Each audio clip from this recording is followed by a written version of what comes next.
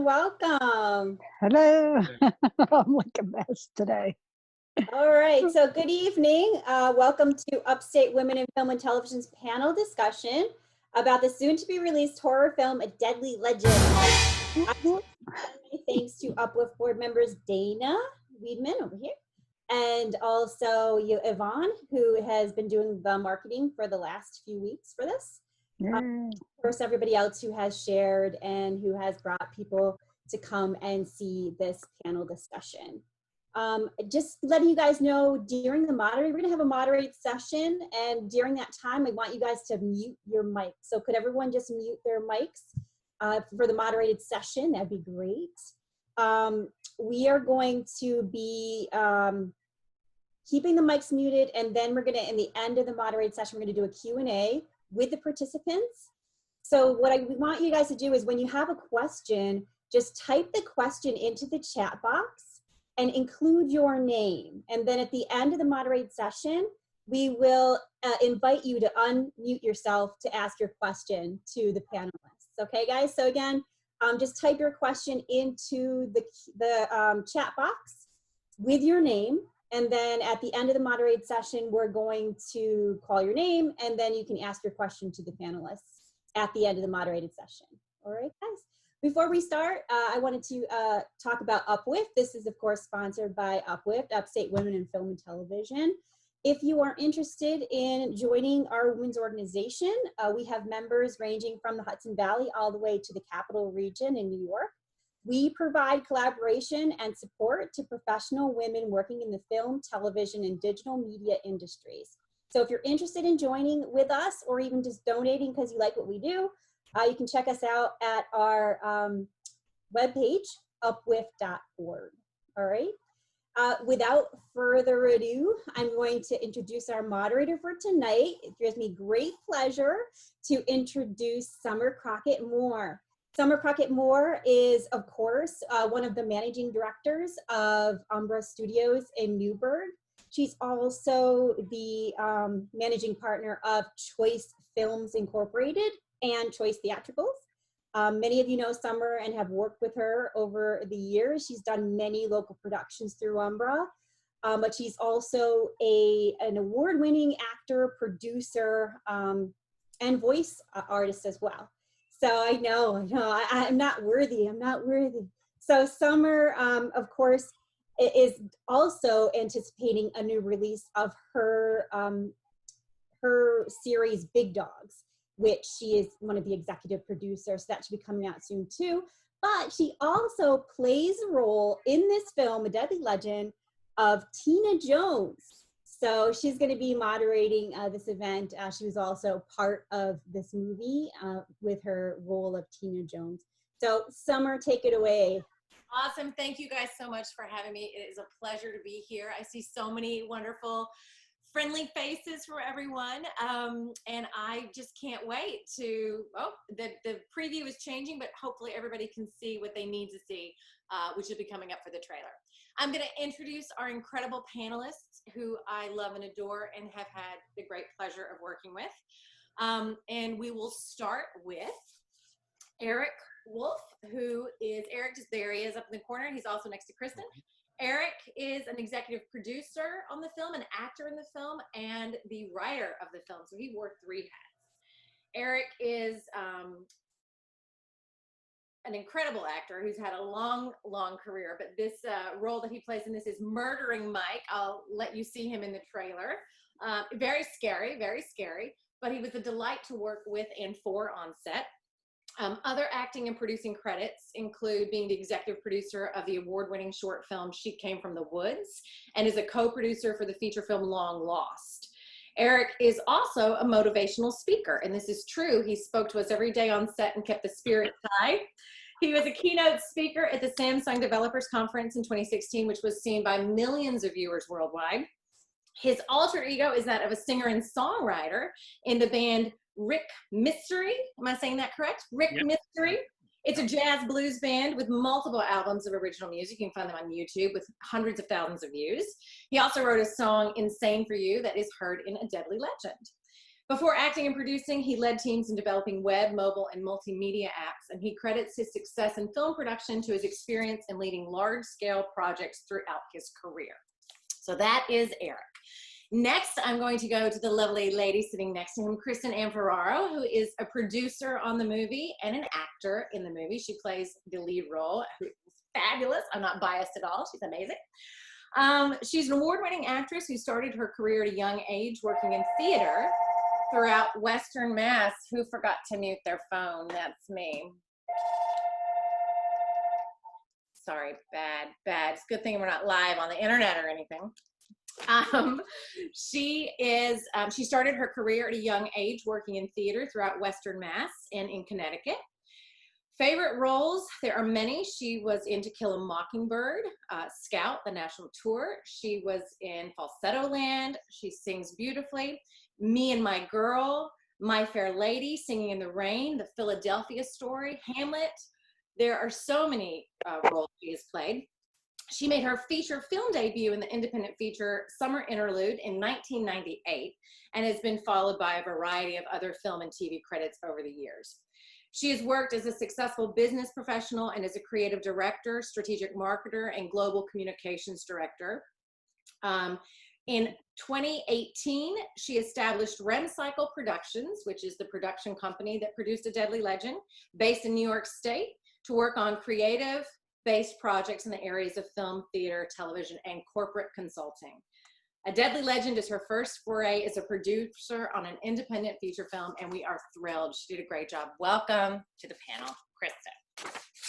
All right. Next up, we have Heidi K. Eklund, who is the casting director for this incredible project. Heidi began her career on stage, and while living in New York City, she acted in countless off-Broadway theater productions, and where she got her Actors Equity Association membership.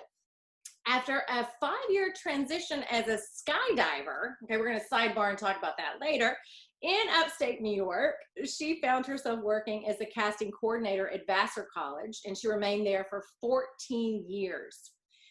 She grew her casting role from the assistant position, and then she created the Hudson Valley casting here in the Hudson Valley community. She has served there as a casting director for over 50 films and many, many more commercial and industrial projects. Heidi loves acting, and she will return to the stage and the screen, but until then, we can look for her casting many, many projects in the region in the upcoming year. So we thank you, Heidi, and welcome you to the panel. And our last panelist is Pamela Moriarty, or as I call her, Pimo, who is the incredible director of this feature. She has been working in the New York area filmmaking community for over 10 years and has worked as an assistant director for the majority of her career. Pamela was born in Thailand, and she is the daughter of an American father and a Thai mother.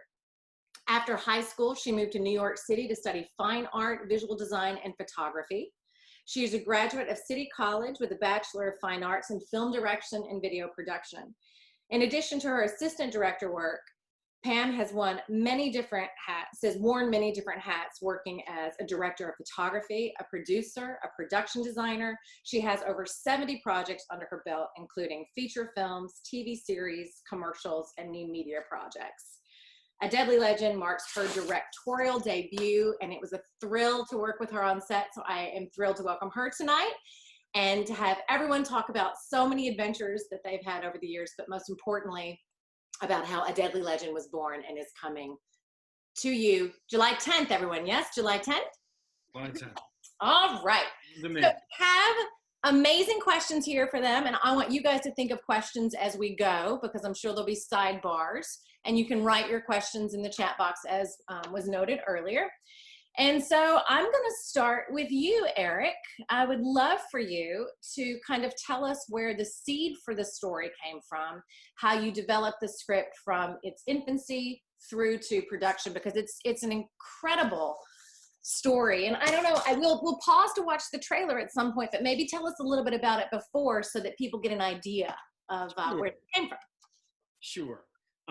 So first is we originally created a short film called She Came from the Woods.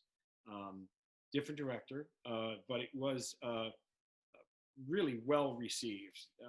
Won over 24 festival awards, and folks came to us and said, "You really need to make a feature." We didn't want to make a feature about that, but we wanted to take the theme. The theme was a tribute to the horror greats of the past, right? All those great films. But we wanted to make it suspenseful. And we wanted to take a run at some of the stereotypes. We did not want to have the scream queen. We did not want shock horror. What we wanted was deep character development. We wanted to be able to make sure that most of the characters at the center of the story were women. And so Joan, the main character, who is played by Kristen right here, Joan stands for Joan of Arc, right? And we really created those characters. And both protagonists and antagonists really center around very, very strong female roles, including one of the roles that Summer herself plays in the movie. I love that role. Yeah. Okay, so you wanted to create something that had a touchstone in the genre, but that was elevated in a way, and the diversity of your cast is incredible. We'll talk about that with Heidi. So can you talk a little bit about, these are very layered characters. Can you talk about how they changed or grew from the first draft of the story as you developed it? Did you work hand in hand with Kristen to develop the script before you moved into the pre-production phase, or? Oh, yeah. Actually, the script lives all the way through production. It changed quite a bit from the first time we put pen to paper. Kristen was great as a sounding board in the character development, right? And also probably the continuity of the script as well. Mm-hmm. So where does it make sense, right, for the script to flow? And she did a great job at being that immediate sounding board. Sometimes the feedback was extremely blunt.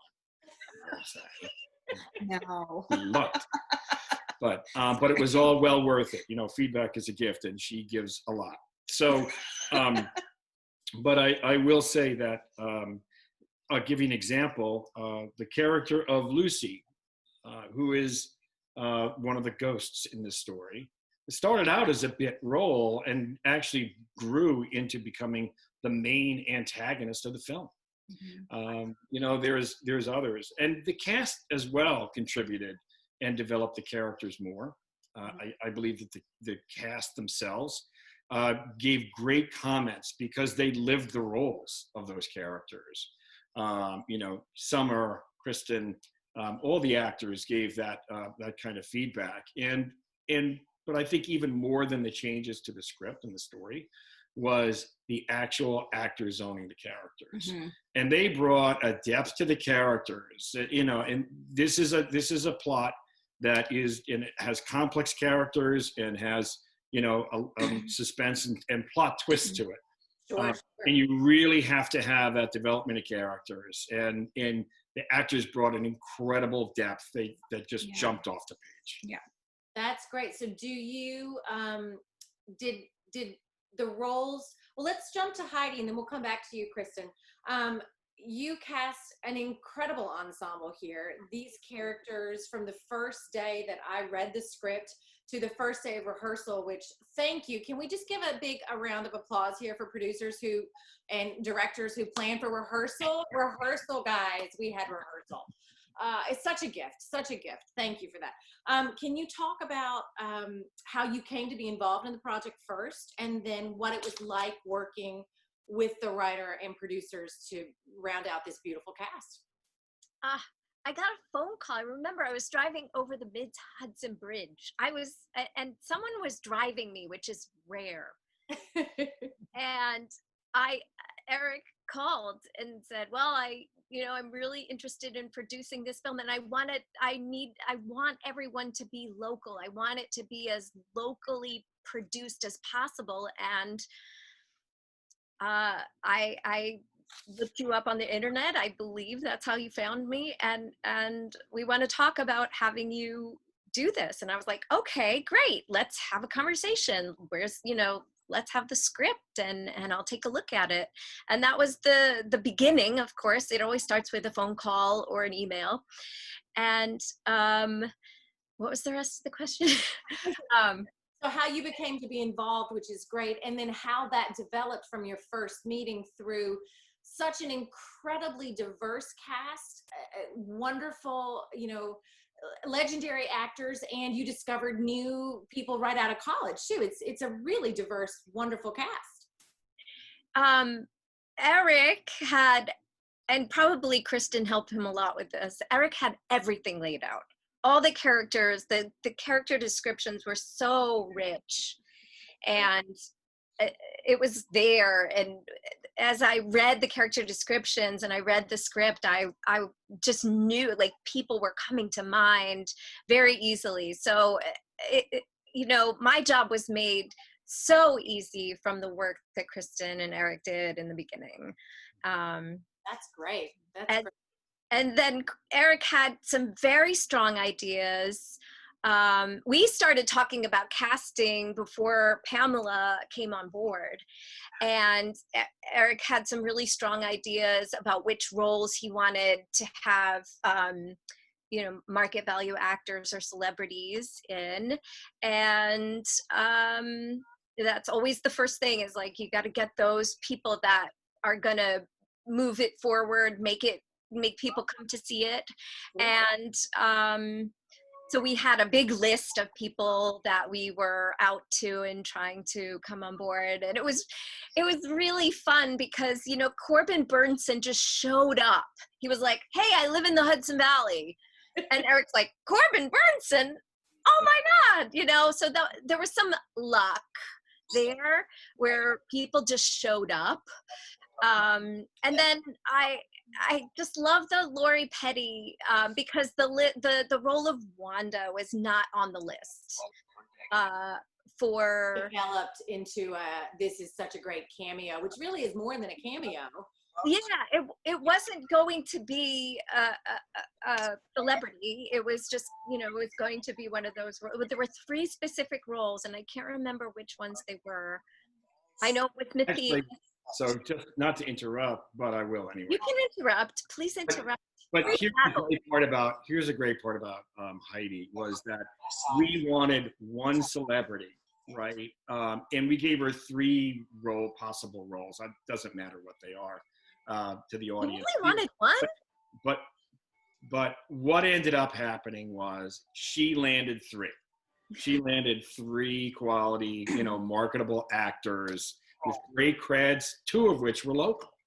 Incredible. So what a great project. So that love, you can feel from, and I don't know if you guys in the attendees can feel this, but there's a lot of love in the room, and it felt that way from the very first day. So people wanted to be involved in this project from day one, I'm sure, because you can just tell it's a good group. So, awesome. We'll come back to more casting because we have more of that. But I want to hop back to Kristen, and just before we move to Pam and talk a little bit about directing, can you talk about you did such an incredible job of carrying the lead role, managing the production with your crew, and producing in a way that everyone felt cared for, including your partner in all things, who's also acting and writing. Can you talk a little bit about what it was like wearing the hats and how you balanced it for yourself? I'll be completely honest with this group. The biggest challenge I faced was myself. And that's because I am a perfectionist, and I really, really, really cared about how people felt. And I kind of realized through this process that I have to let some of that go. Sure. Because it was too much to focus on. It was a lot of pressure for me wearing all those different hats for the first time, especially while I was trying to learn the ropes. Yeah. And then I had the pressure of the acting, especially with the celebrities on my shoulders too. Yeah. So, I did learn to let some of that go, but in retrospect, I truly, truly consider what I learned through this particular project, because it was one of the most challenging of my entire career, no matter what I've done, I consider it a gift. Yeah. So, you know, you take the good and the bad and you learn from it and you grow. Well, you know, I'll say, having been on set, no matter what was happening, the entire production team felt that. It starts at the top with you and Eric and, you know, Pamela. You guys made it a safe place to be creative. So any little bumps in the road were really not that big a deal. So thank you for creating an environment that lets people thrive. You know, it's Thank you for saying that. It really means a a lot. rare thing, you know, and it's something that we all strive for. So, so congrats on that. That's awesome. Let's hop to Pamela. You know, I want to call you Pimo because that's what I've known you for years. And Pimo, that's fine. Pimo, okay. It was so incredible to watch you thrive as a director in this. One of the calmest, most centered directors. I was like, is she off doing yoga? Like, what's happening? Why is everything so calm? I loved it about you. Can you talk about how you became attached to the project and got the chance to be the director? So I just walked in and he said he needs director, and I just say, okay, I can do it. No, I'm just kidding. So actually, Eric called me, and he was looking for AD line producer, and he looked at my resume and he's like, you could do so many things, but what do you actually want to do? And I said, well, eventually I want to direct, and that was it. Wow. And he said, why don't you read the script one more time and then meet me in a week? And then after that, 3 days before I met him, so I read the script again, and then I kind of worked, like the script kind of speak to me, and I can kind of like did like 26 scenes of visual board in 3 days. And then even though he asked me for one scene, so I'm just like kind of having fun doing it. That's why. So you came back with your creative vision for what the story was to you. Yeah. And it sounds like you guys, Eric, Kristen, you guys meshed very well. We had no question after we met Pam. Right. The meeting was fun. You know, we wanted a female director. Because again, particularly in the horror genre, you know, female presence in the director role is almost non-existent. So those are one of those things that we wanted to take a run at with this. But you know, there were other more experienced directors, but Pam's vision was just so complete.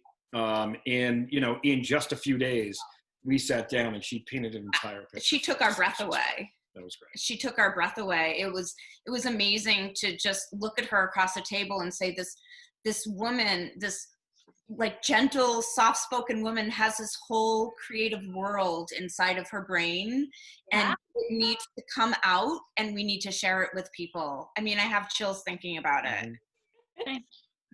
You know, were there unexpected challenges? I mean, I know you're an incredibly organized, focused, like calm in a storm kind of person, so it's an incredible asset to being a director, obviously. Were there any obstacles that surprised you, where you had to pivot and say, well, that's not what I planned, but I'm going to do this instead? Oh yeah, like every film we worked on. I mean, as an AD, I think you kind of prepare for the worst anyway. What shocked me the most is that almost every day, nobody knows this, but the equipment broke all the time. So we kind of let it go and just like, okay, let's find like the next best thing closer to the shot that the DP and I came up with. So we make it sort of seamless until maybe 1 or 2 days you guys kind of notice that I'm like, it broke again, you know, that kind of thing. So but that's kind of normal because we shot in upstate New York. It's hard to change everything or anything, one equipment, you know, you have to drive down to Manhattan for like 3 hours and drive back. It's just impossible. So we kind of, we came up with a lot of solutions. So usually I do plan A, B, C, and then plan D and E happen to help as well. So And talk about, I mean, the locations on this movie. We're going to watch the trailer in just a minute, but the locations on this movie were massive. They were vast and beautiful, but you're in the middle of the woods. You're in the water in a lake. So kudos to you for being able to kind of find an alternative. And having seen the film, it looks gorgeous. So, and Lars Elling-Lund was the DP. I don't believe he's here with us, but you guys worked beautifully together. I love to give a shout out to it was an incredible crew, so many creative inputs, and that speaks to you guys from the top for putting it together. Yeah. Can we talk a little bit about the rehearsal process, since that's such a wonderfully rare thing for an independent film, because, time is money. You guys budgeted and planned for almost a week of rehearsal, wasn't it, guys? About a week? Yeah. Do you want to talk a little bit about that, just for how that, I mean, I can tell you as an actor, I was so relaxed by day one because I knew where we were, what the setups were, who my partners were. It felt like theater in a way. You could relax and really expand. So for me, it was great. Do you guys want to talk about, for you guys, how that changed or helped you grow? Let's start with Kristen and Eric first, and then we'll come to you, Pamela. You want to start? Sure. I mean, the rehearsal process, in my mind, was a requirement. I mean, I thought it was really, really important, especially because of the depth of the characters and the complexity of the relationships, that we meet ahead of time and really get to know each other and become comfortable, and spend time with our director and let her, do what she needs to do as a director to help bring us closer together, which I have to say she did a beautiful job with some really unique exercises that were even new to me, and they worked. And so, and we also were able to have some side conversations. For example, John Pope, who is here listening tonight, played my son.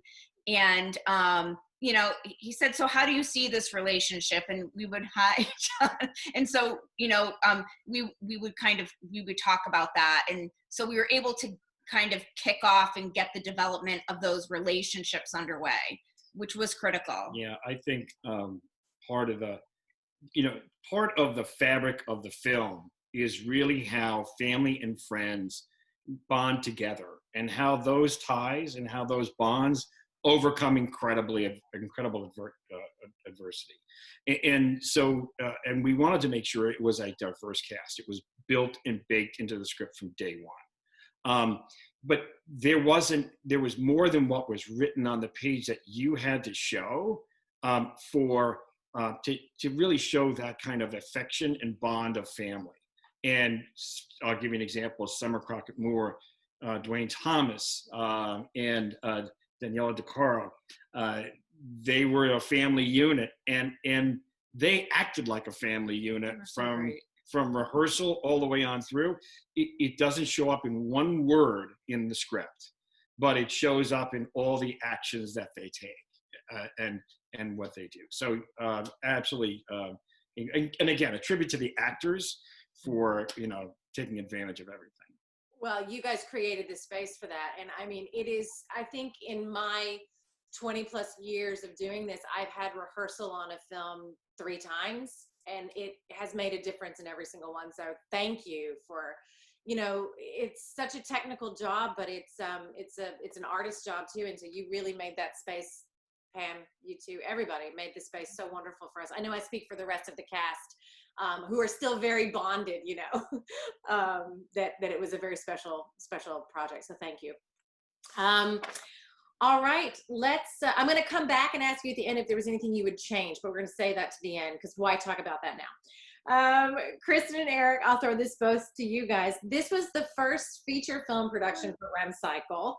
And so can you talk a little bit about what that was like, basically launching a company on top of launching a production? And wow. Is there anything unexpected about that for you? Well, where should we start? Our time's limited, so let's make sure we bottom line it. You can start. So for me, the unexpected and the real challenge was the amount of paperwork that you actually have to do. Not just starting up a company, but in everything you have to do from pre-production and production and every day on set. And now you get into post-production and what you have to do now for distribution. And I do nothing but paperwork, and I'll probably be doing paperwork for the rest of my life. I have dripped gallons of blood through paper cuts in making this thing come alive. Yeah, a lot of trees. Oh my goodness. Death of the trees. We'll talk about that later. Okay, so paperwork. Also, just the many hats you wore. You're in charge, but you're also working in a collaborative way. Did you find any challenges that were unexpected besides, the paperwork? Any creative? Well, I'll tell you what. Let me hand that over to Kristen and give her a chance to swing at it. So one of the huge challenges we had that was very unexpected was finding lodging. It was high season up here in the Catskills, and we're new and we're learning the ropes, and we hadn't anticipated for that. And so we wanted our casting crew to feel very valued and cared for. And so we wanted to provide them with comfortable lodging. We didn't want to throw them in a dump. We wanted to provide them with good food. We weren't throwing pizza and donuts at them. And I have to tell you, like, those were extra, transportation also, per diems. So, and, we had this bar that we wanted to meet to make everybody feel really comfortable, and I think the cost was unexpected. And even for the local people, because everybody worked so hard, there were some people that were local, but it was still an hour or so to get home. Sure. And so, we actually put local people up in hotels as well, if they wanted it. Just so that they could come in, they could go home and not worry about falling asleep at the wheel. They could come in safely. Right, safety, and everybody's rested, and you have, and I wanted to talk about the fact that you did hire so many locals, and I also want to give a very big thank you. You guys were donors to Below the Line Boot Camp, which is an at-risk youth program that we run here in the Hudson Valley, and you made a very generous donation and employed a lot of boot campers on the set. And these are, I say kids, these are young adults that are now thriving a year and a half later in the region based on learning on your set. So REM Cycle does a lot for a lot of people, and that care and feeding of literally went very far and changed people's lives. So thank you for that, and thank you for supporting not just your own crew, but the next generation of filmmakers as well. Really, truly thank you. It's part of our charter, really, to bring. Well, you can feel that, and it's just I can only say that there are not a lot of companies that would do that, especially when they're really trying to stretch their dollars and go far, and you did. So I want to let everyone know that you're an incredible company. Thank you.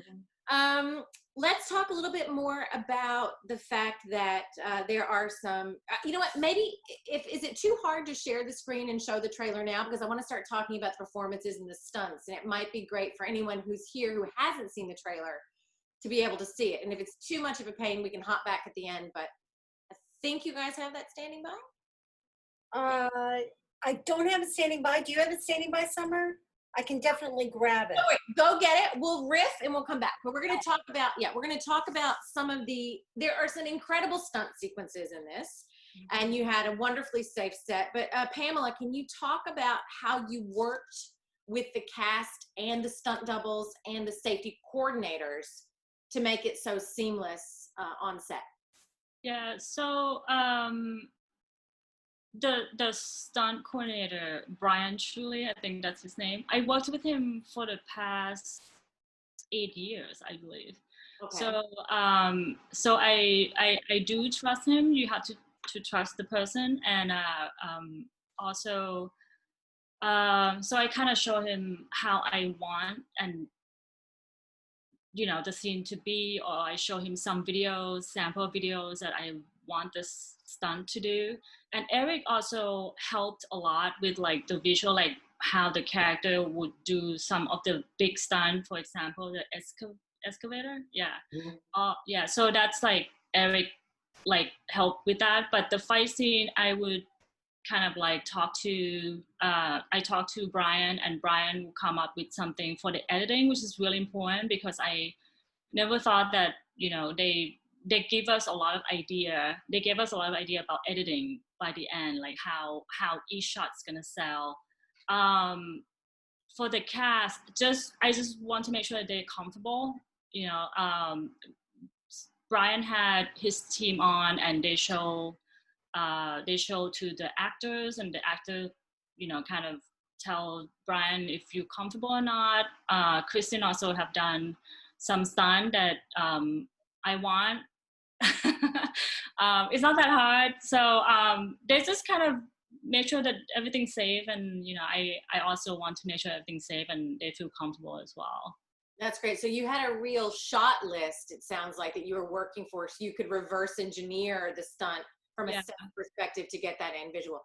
Well, every day we have shot lists. We did shot lists like way before we go to set. So every day we have the guideline. So that's kind of like, that's how I work. Like I like to prep a lot, but also we know that we're not going to get every shot that we imagine we can do.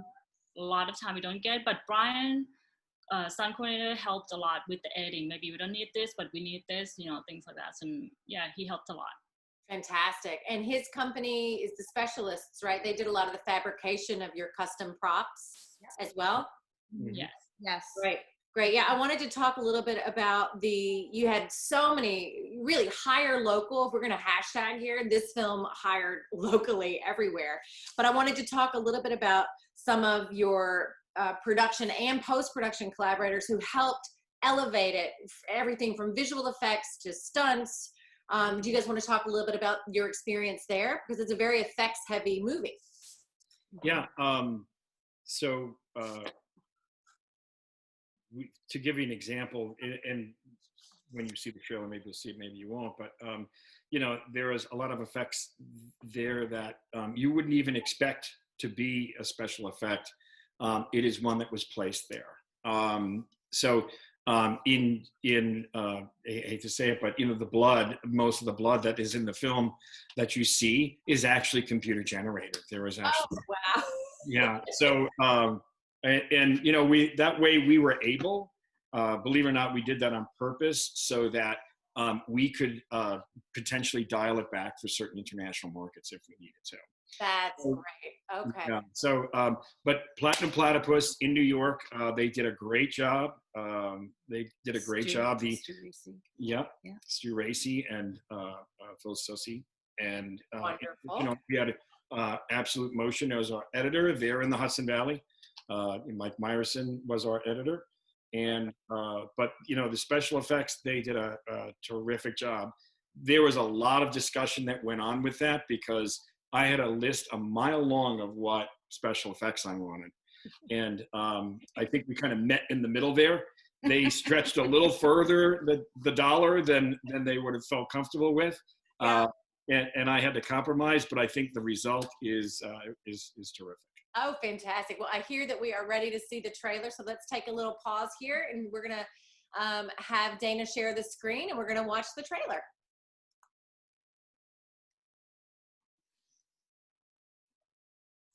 It's the 2-minute. Oh, 2-minute trailer. Yeah. Okay.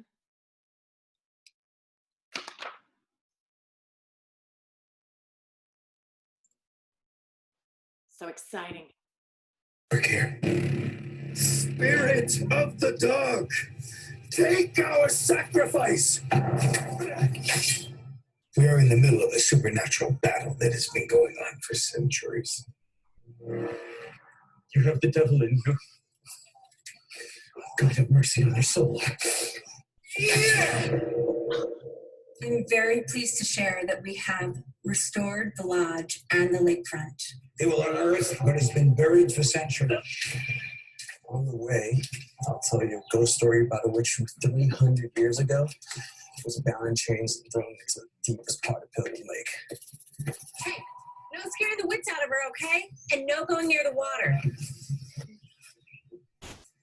Did Did you hear that? Yeah, I caught something on my leg. You're saying Amy and Chrissy can talk to ghosts? Perhaps. You may not remember, but I know. Jesus. In my head.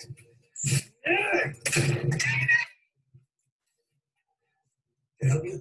Would you like to buy some candy for a doll? It's happened before. Dark spirits tried to enter our world. Ended here. I'm ready to kick some ass. Witch in chains is brutal and deadly to our enemies. And now we're enemies because we dug up the mound, right? Yes.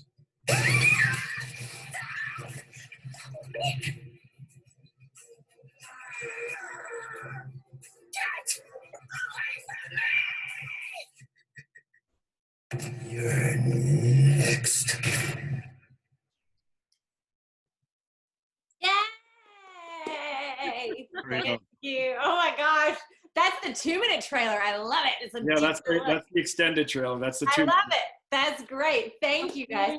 Thank So, you. so yeah, a lot of special effects, a lot of stunts, a lot of action, a lot of nighttime, a lot of blood, real or not. Looks great.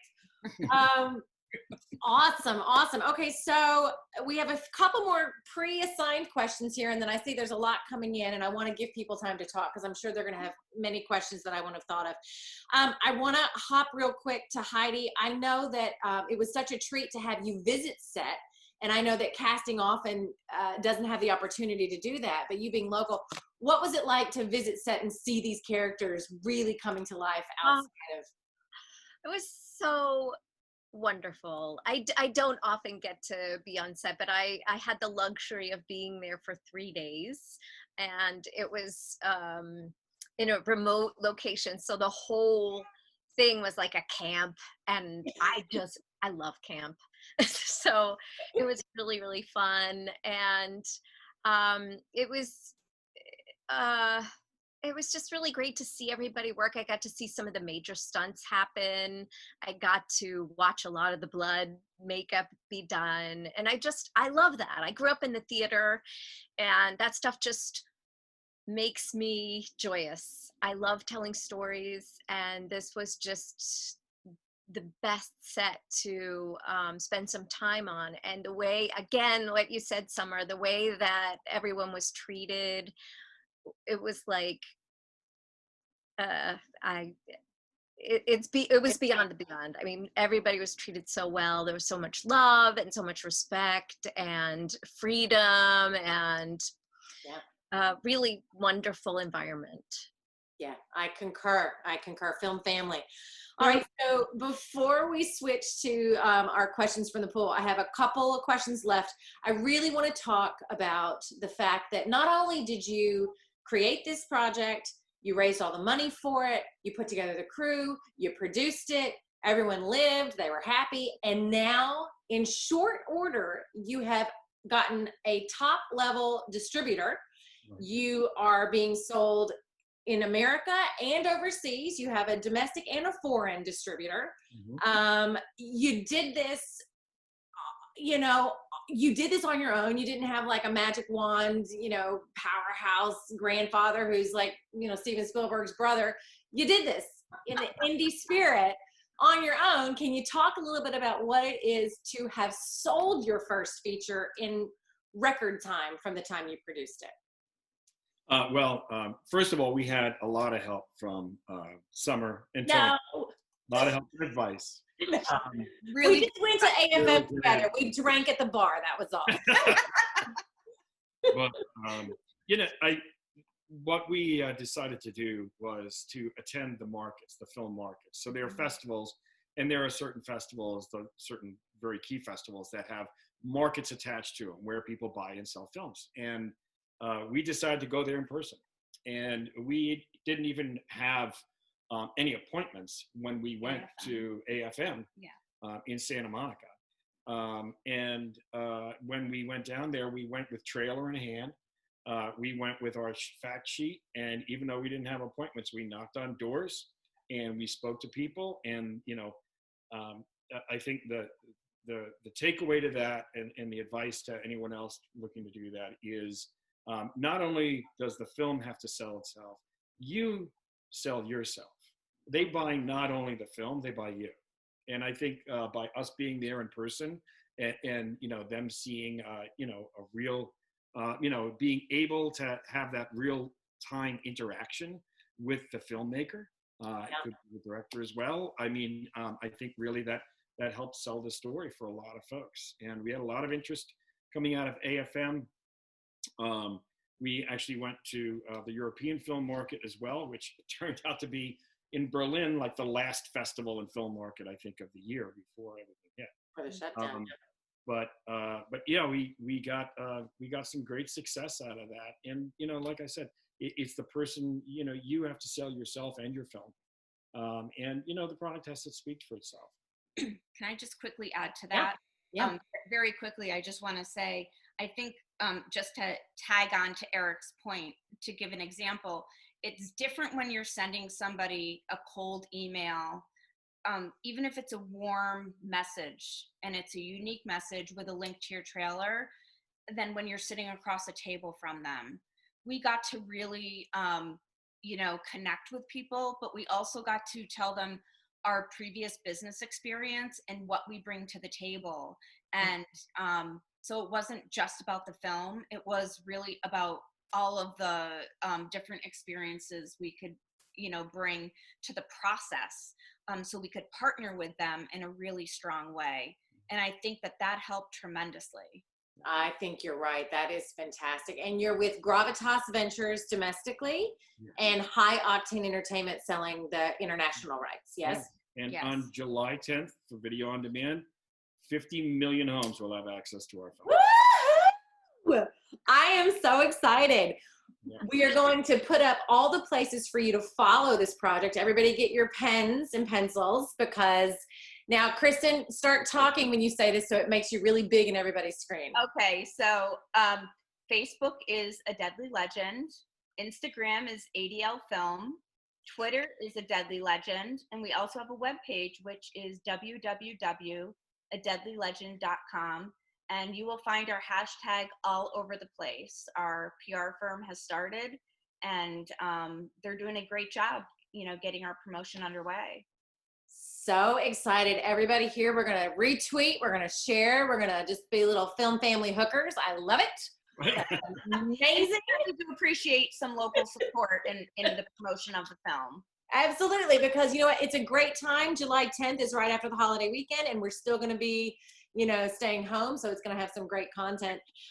We have a bunch of questions coming in, which is wonderful. And if there's anyone who has questions who have not typed them in the chat yet, please put them in. And we're going to leave. Just let everyone know I'm not single. Darn it. We're going to have a little Q&A here, and then we're going to have the panelists go through one time and give a little bit of parting advice. So everybody will get to have one little kind of wrap up, because I really want people to be able to, if something comes to them during the Q&A, I want them to have a chance to speak again. So I'm going to go to the first question that was submitted here by Kim Elizabeth Kiernan. And her question is, I guess for the filmmakers, for you, Kristen and Eric, what was your inspiration to make sure that the cast and crew was as diverse as possible, a group of folks? So why was diversity important to you? I'm going to answer that. You're going to take a crack at it. Yeah, because when Eric first approached me about creating the company and the film, as a woman who came from corporate, those are two things that I am passionate about and I am vigilante about. And so I'm being completely honest with you. I'm a vigilante when it comes to this stuff. And so I said, these are two things that we need to focus on if we're to do this. And I mean, he's always been a supporter in those areas, but I think that's how we started the discussion, was when we formed the company. Yeah, we were a longtime supporter of WHAM, which and we love UPWIFT. Well, they don't know what WHAM is. WHAM is a wonderful theater organization up in the Berkshires, and they support women and girls and I believe it's 10% of their proceeds from all of their shows go to organizations that support diverse women and girls. Mm-hmm. That's fabulous. That's Yeah. fabulous. And it's part of the charter of our company.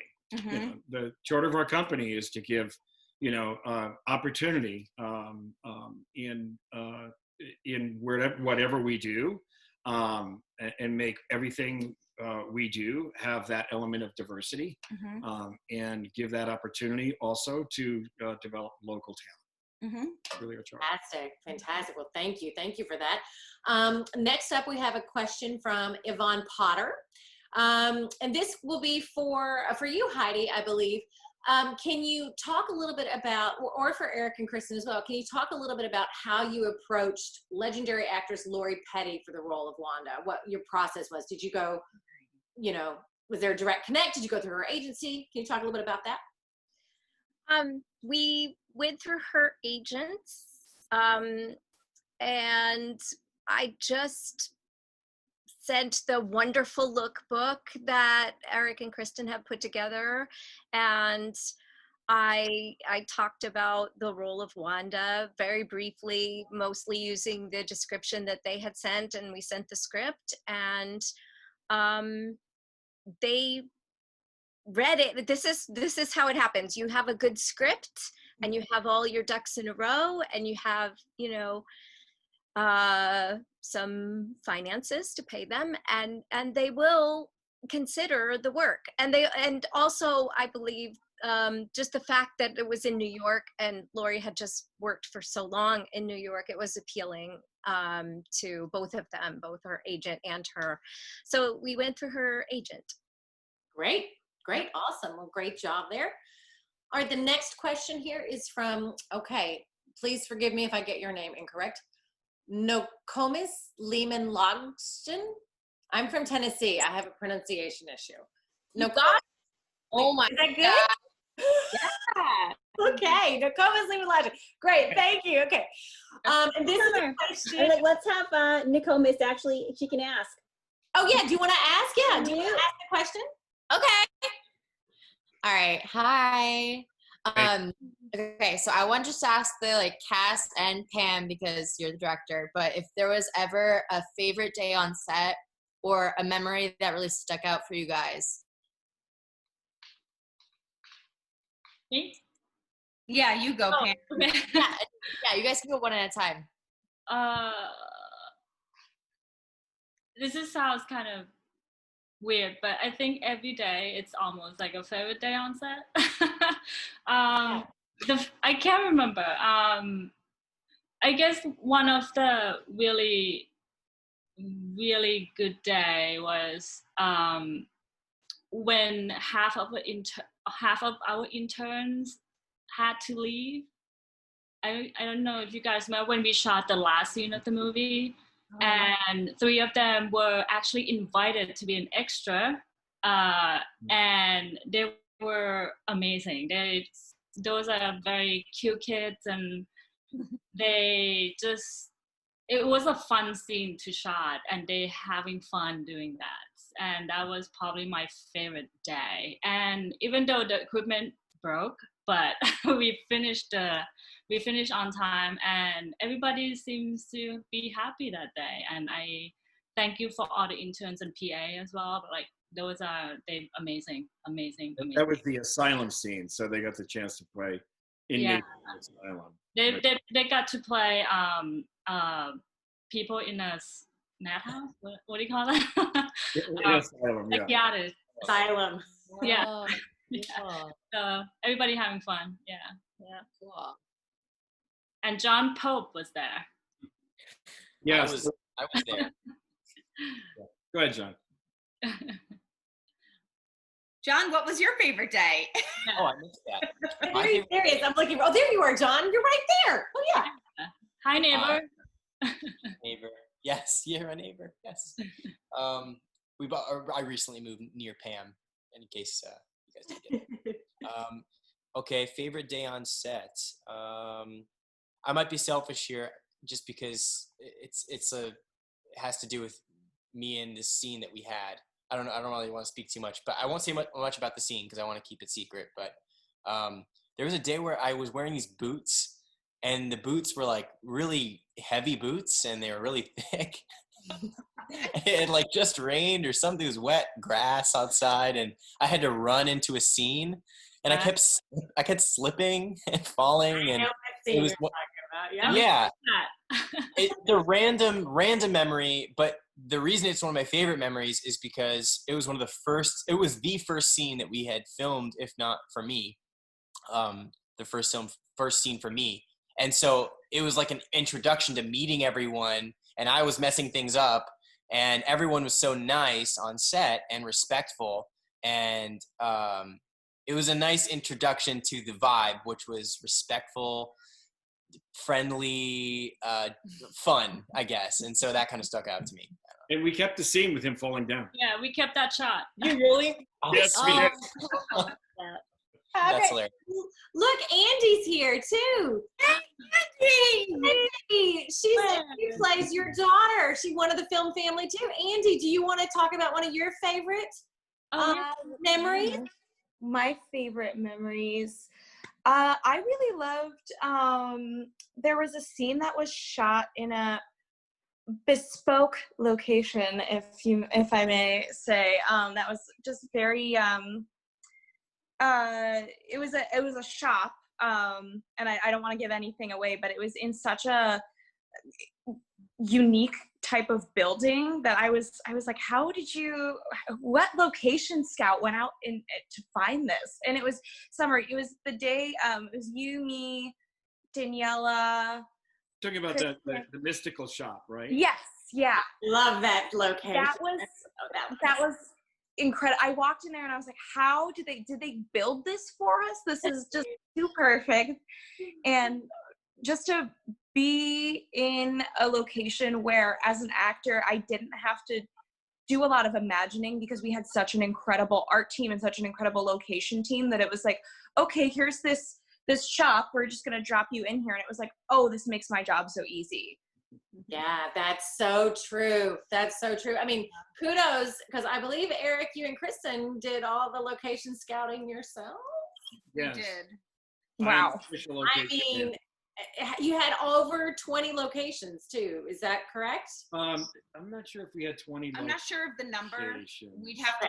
I remember it being a lot on the strip board. A lot. Yeah. But one of the things that happened was, based upon the unique location, we would build it into the story. And so that's great. Yeah. Sometimes. So that's great. Well, it's a lot about how you're loved in the town too, because you were able to get locations that would probably be unattainable for people who didn't know and love you. You did an incredible job.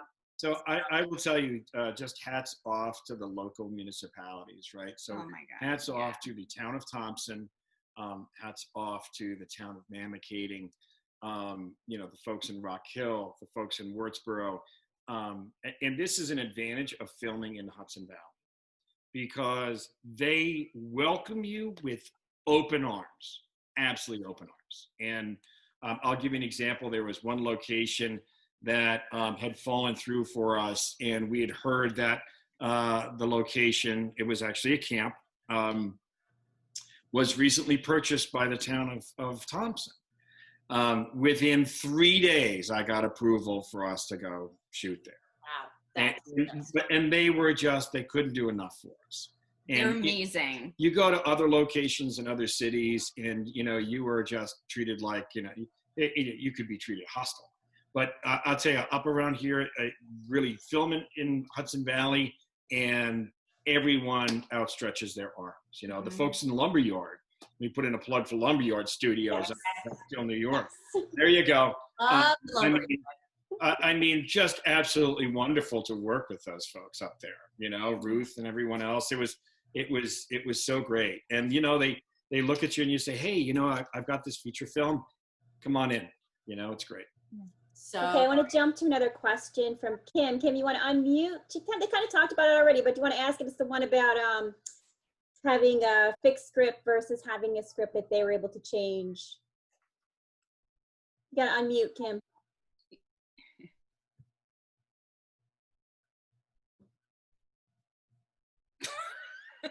technical difficulties. There we go. There we go. I think I'm unmuted now.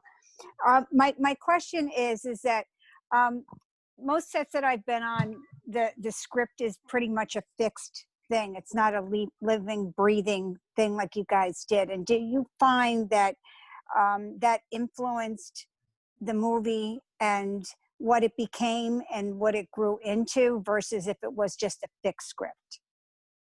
I guess this is for Eric. Okay, I'll and then I'll hand it off to Pam. Sure. Yeah, but you know, as the writer, from the writer's point of view, there were any number of circumstances where the person who's playing the character is saying, "I'm not sure the character would actually say this." You know, in this situation, I think they would say this instead. It was like, okay, great, go for it, right? So you know, Summer would come up with recommendations. Corbin Bernson, and when we're going through, you know, the actual walkthrough of the script, saying, you know, the motivation of this person, you know, that I'm playing has got to be that they fear dying, right? And so I think I should say this. I think, you know, I think it should be my birthday today.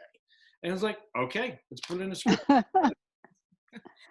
But we always, I know at any time I wanted to change something, I always went to Pam and I said, hey, Pam, I want to talk about this with you. Like, how do you feel about if I say this instead? Because it feels right.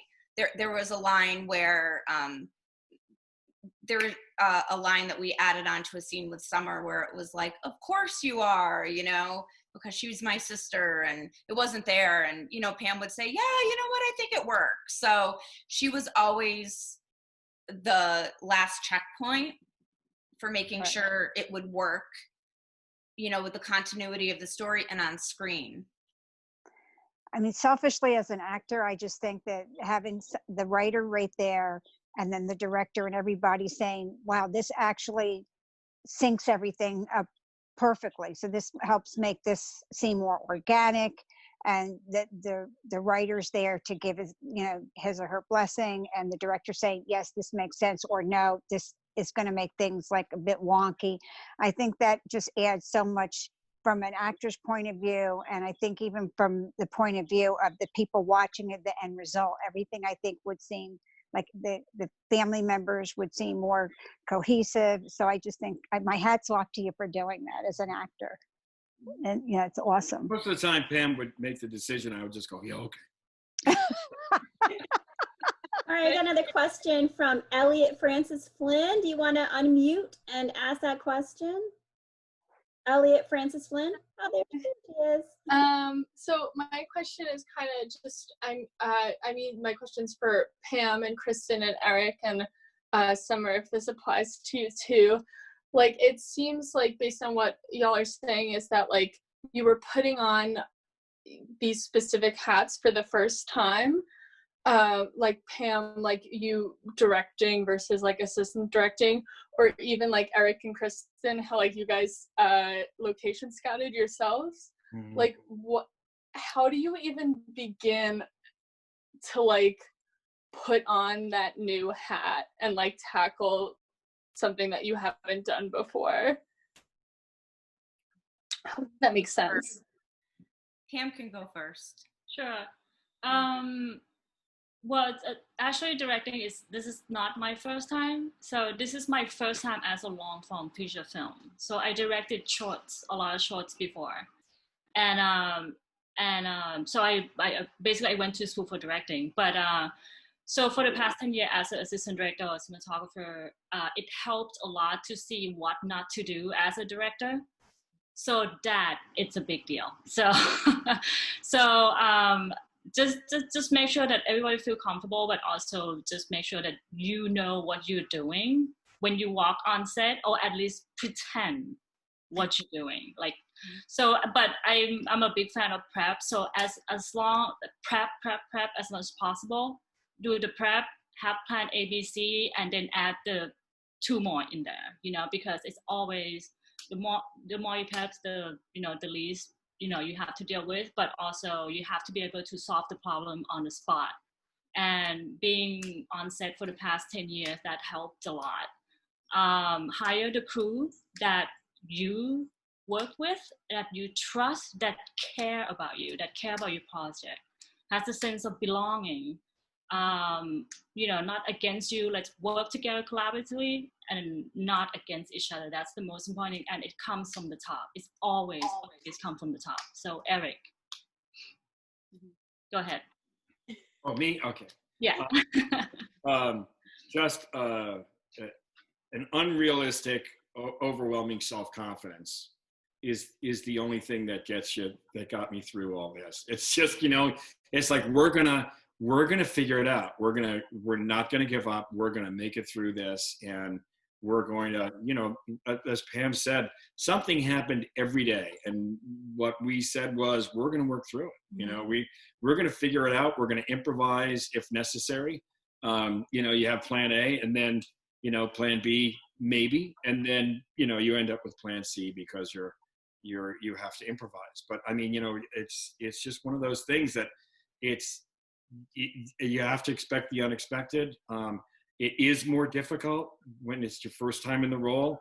It's one of those things where if I knew now what I knew then, oh my God, how much different things could be, how much better it could have been. And that's good because it's a learning experience and you take that forward. Yeah, I think for me, and I think Summer can probably relate to this, the organization is what kept me on track and doing a lot of research. So I had to document everything and start making folders and, front loading information and pre-production and making lists and having everything in writing, from a producer's perspective, but then also making sure that I was taking the time to work on all of my scenes. I think I was like in 53 scenes or something like that. Yeah. It was something kind of outrageous, and making sure that I was then putting on a different hat and like really focusing on each of those scenes and what my intentions were. And so it really was about organization.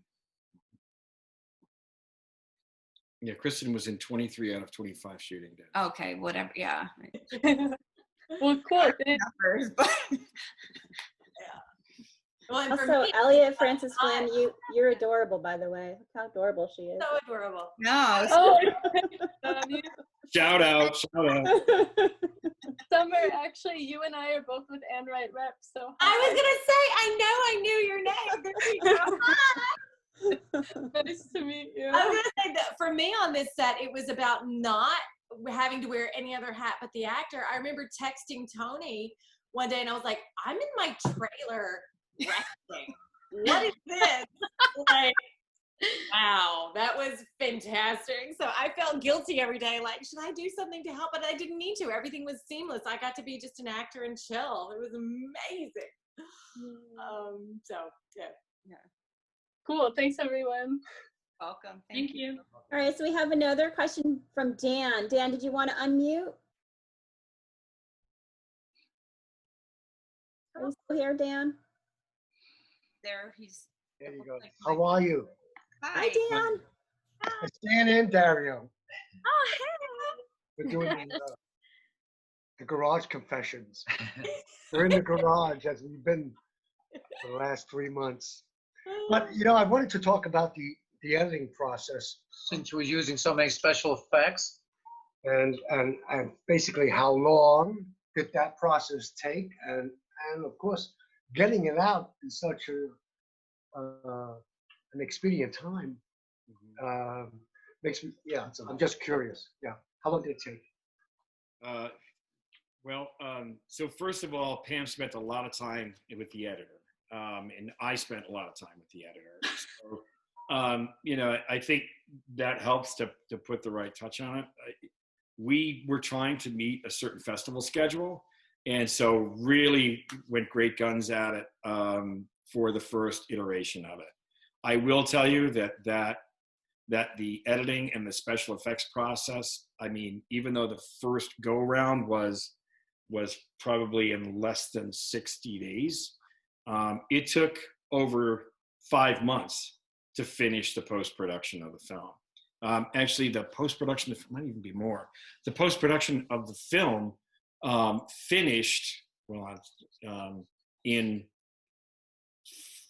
February, right before EFM. So, so I'm not sure I would call that short, but what we ended up doing is doing it in iterations. We ended up, going through, and we always thought, oh, gee whiz, we're just going to do one version of post and off we go. And what ended up happening is we probably had 5 separate versions of the film before we settled on the last one that went in the can. Did that answer your question? Yes, it did. Thank you. It did. Okay, so I have a question myself because I love Lori Petty, like since she was in Tank Girl. So what was it like working with Lori Petty? Oh, and Judd Hirsch, legendary actor Judd Hirsch.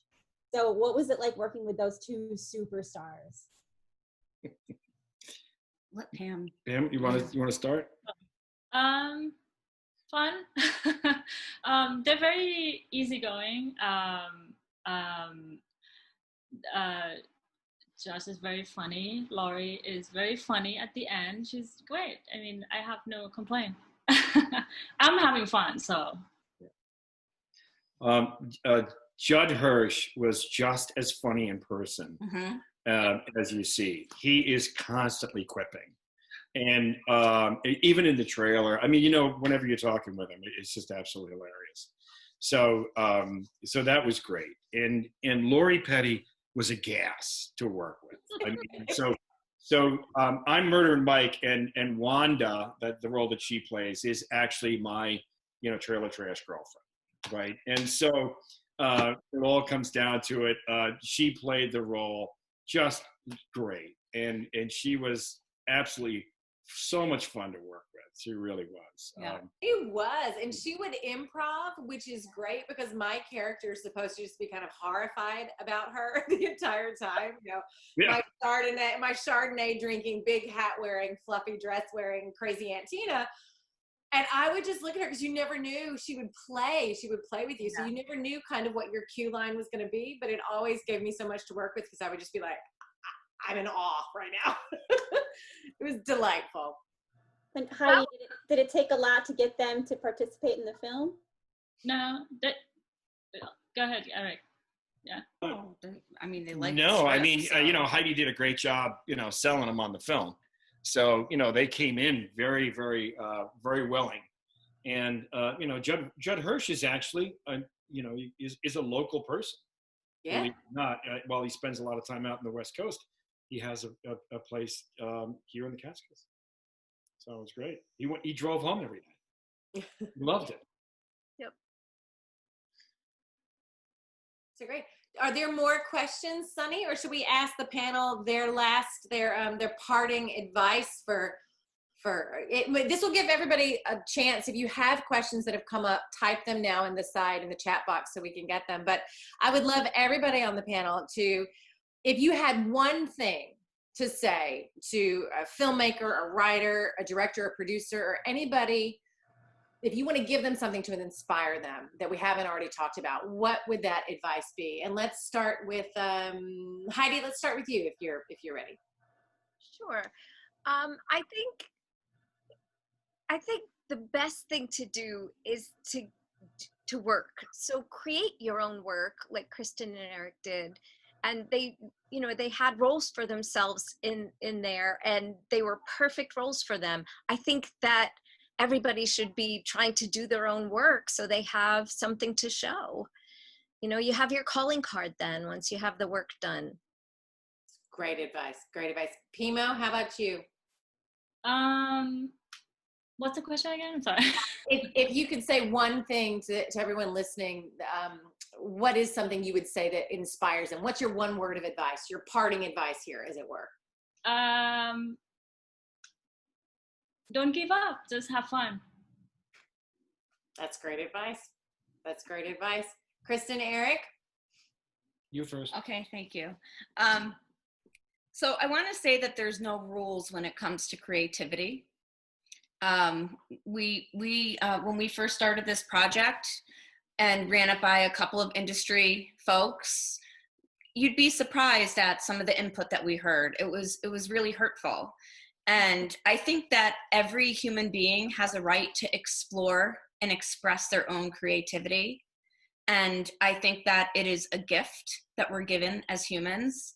And it's something that I will always encourage, no matter what the end product is. In the theme of gifts, absolutely the best advice I can give you is to get feedback. And you know what? Get feedback from as many sources as you can. You may not take all the feedback, but you'll find consistently you'll get themes as the more people that you bounce it off of. This whole movie would have been a complete disaster if we did not get feedback on the script. And it took maybe the first draft of it took 3 months. It took 8 months to close to a year to finalize the script from all the feedback that we got. And it's tough as a creator to have somebody, tell you your baby's ugly, right? And so, you just have to remember that as a creative person, that you will be better for it, and the product will be better for it. That's great. That's great. I mean, this has just been so inspiring, to see everyone and see everyone healthy and happy and safe. I'm inspired by this. I cannot wait. July 10th, guys. July 10th. It's so exciting. And people will be able to watch it. I know people always say, but where can I find it? It's going to be basically everywhere, right? Yes. Yep. Everywhere. So they can get it through their cable on demand. They can get it through iTunes. Yep. Vudu, Google Play. Yes. Yes. Everywhere. And if they're lost or confused and they can't find it, can they go to your website and find a link for where to buy it? Yes, absolutely. They will shortly. The published links are not out, so they're not up in the actual libraries yet. When they do, you'll be able to click on the icons on our site and go straight to the place. Great. Well, I am so excited. Thank you for taking such great care of us. For having us. Thank you for loving us and letting us be here. And thank you to UPWIFT for hosting this incredible forum. Our pleasure. Thank you for coming in and sharing your project. I really am so just honored to have so many powerful and talented women and men, Eric, around. So hugs, even though I can't give you hugs now. I know, but thank you so much for having us. It was wonderful. Yeah, thank you. Thank you. And we miss our friends. Yes. Bye everyone. Thanks for joining us. Thank you. Take care. Thank you. Bye everyone. Bye. Good job. Good job, Summer. Thank you, Summer. Bye. Thank you, Summer. Thank you so much.